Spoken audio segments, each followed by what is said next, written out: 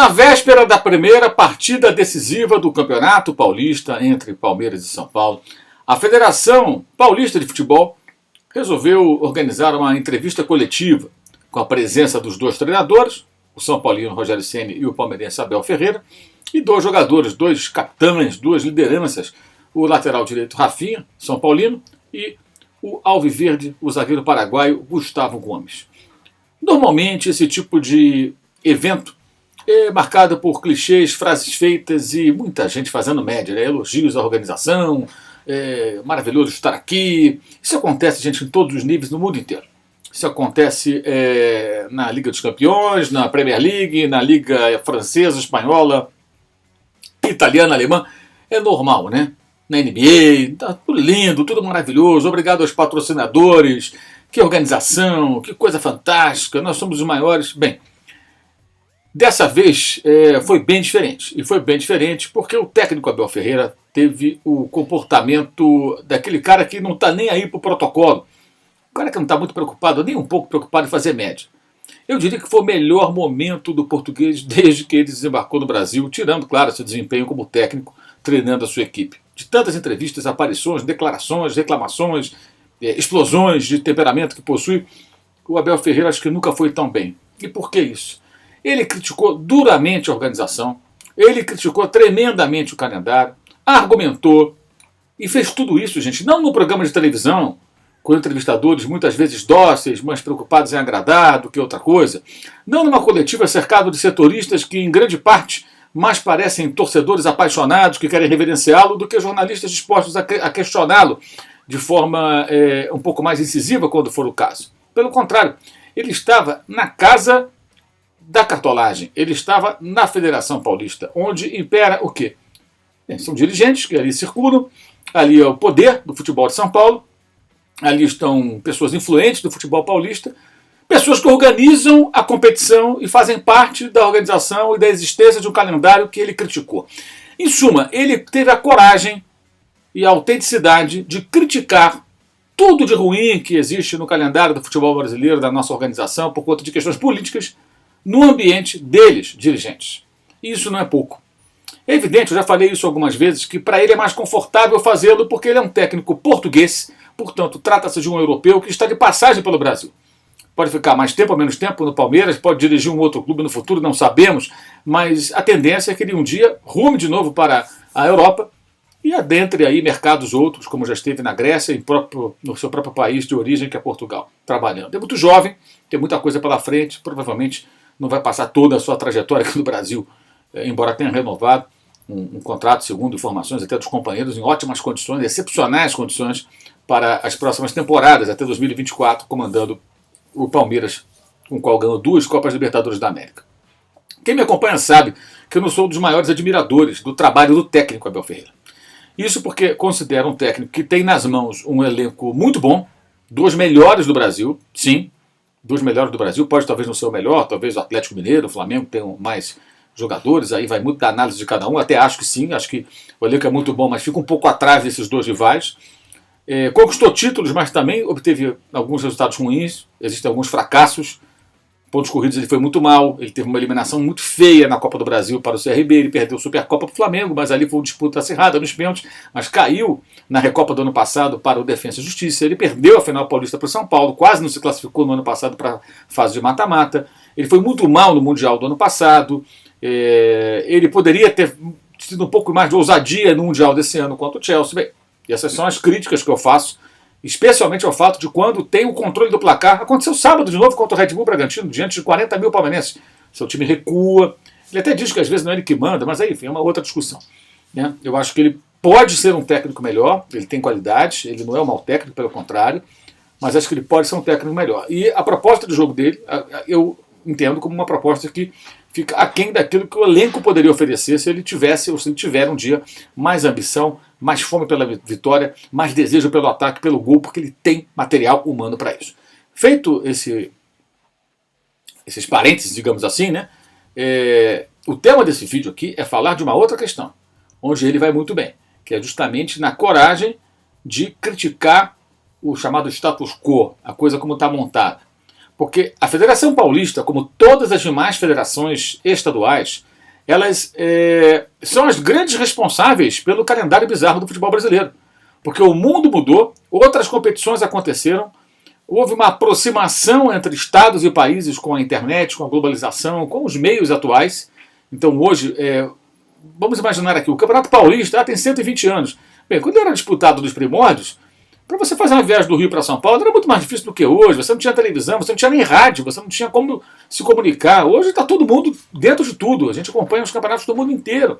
As distâncias foram, eu não diria eliminadas, mas reduzidas ao extremo. Então, acabou. Aquele mundo não existe mais. E no mundo atual, o futebol profissional e muito caro, né, porque profissionais de alto nível custam caro, ele precisa de competições mais rentáveis e desafiadoras tecnicamente. E os estaduais não são, obviamente, porque colocam times fortes, no caso de times de estados mais poderosos, economicamente, futebolisticamente falando, contra times que são muito fracos, que são times que deveriam jogar, como acontece na Europa, por exemplo, entre si.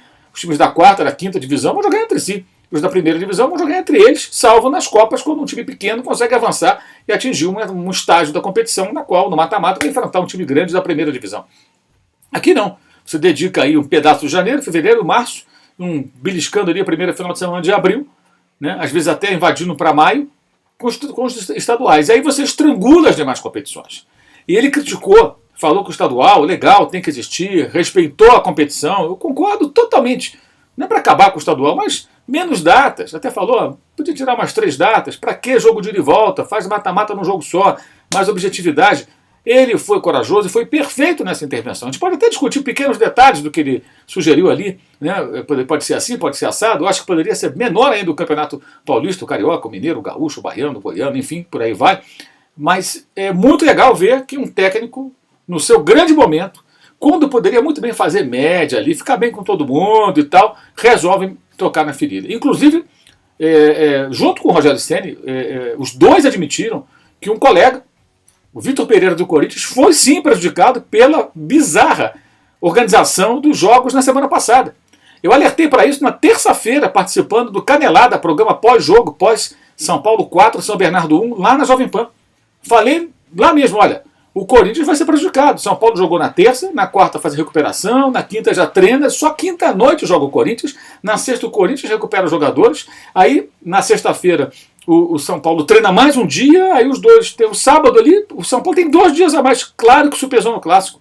E o Abel até lembrou que o Corinthians perdeu o seu lateral, Fagner, com poucos minutos de jogo, no comecinho da partida. E isso, evidentemente, você não pode separar uma contusão que o jogador sente no começo do jogo da realidade de muitos jogos atropelados ali, de curtos períodos de recuperação.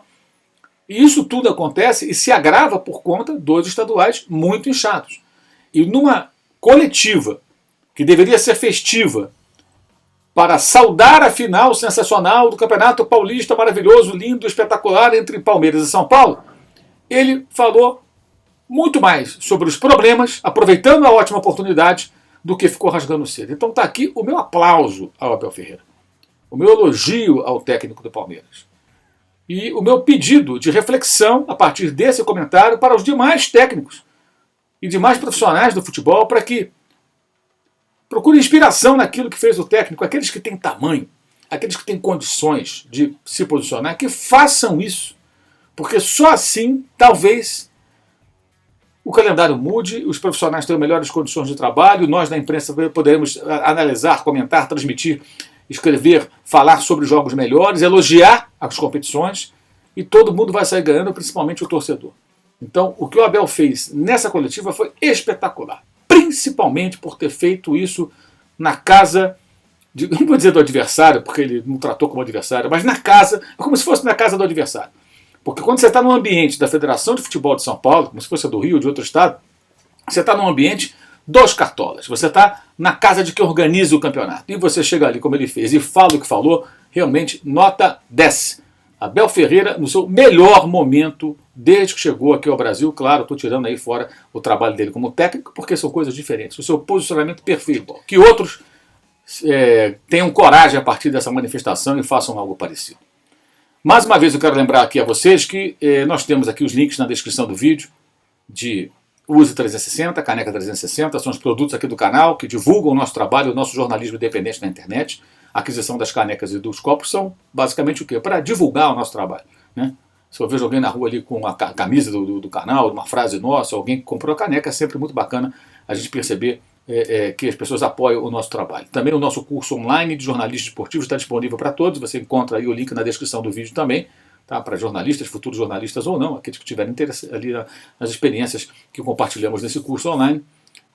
Também lembrando para vocês o clube de membros do canal, outra forma de vocês apoiarem o nosso trabalho aqui no YouTube é participando do clube de membros, né? Com todo o conteúdo que é disponibilizado para os membros do canal, e a mesa redonda e tudo mais, né? Que é um bate-papo mensal que a gente faz com os membros do canal dividido no tela, você vê inclusive aí como funciona mais ou menos. E claro, lembrando também a pingback. Na pingback da semana eu escrevi justamente sobre Abel Ferreira. Muita gente não gostou e tal, mas questionando, será que o Abel Ferreira será eficiente? Será que ele vai ser eficiente dessa vez no campeonato de pontos corridos, como ele não conseguiu nos 2 últimos que disputou? Né? Vejamos, é um desafio a mais para o técnico português à frente do elenco palmeirense. E, claro, a Tabum. Todo sábado, gente, às 11 da manhã, uma live acontece no aplicativo de lives Tabum, no aplicativo de lives. Você faz o download, link na descrição, e no sábado você participa dessa live com quiz, perguntas e respostas sobre futebol. E o vencedor ganha R$500 de prêmio. Já fizemos em março 4 lives, sempre aos sábados, e agora em abril, dos 5 sábados desse mês 4 de 2022, teremos também lives sempre às 11 horas da manhã na Tabum. Eu estarei fazendo as perguntas, você vai responder. Se você for o melhor, vai faturar 500 pratas, nada mal. Lembrando para você que temos live após o jogo entre Flamengo e Fluminense, nessa quarta-feira, tá? E no sábado, depois da final, a live será às 23 horas, um horário diferente, tá? Não vai ser imediatamente após o jogo. O jogo vai acabar, normalmente deve acabar lá pelas 8 da noite. Mas estarei no Maracanã, então trarei aí novidades, falarei sobre o que vi em loco na live que vai começar mais tarde, às 23 horas. Então vai dar tempo do pessoal, sejam tricolores ou rubro-negros, comemorando o título ou curando a ressaca, e às 11 da noite, no sábado para domingo, com calma, nós vamos bater aquele papo na live às 23 horas no youtube.com/MauroCésar. É isso, saudações.